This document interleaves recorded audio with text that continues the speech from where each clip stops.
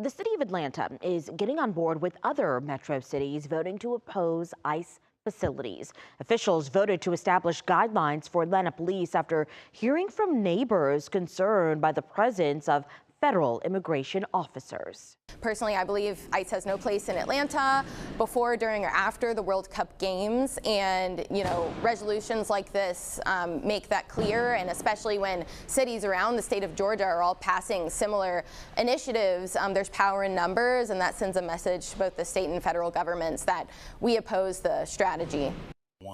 The city looked at resolutions passed by other local governments, passing two of their own. One opposes large immigration detention facilities within the city. Another establishes policies for Atlanta police officers to document ICE activities in the city.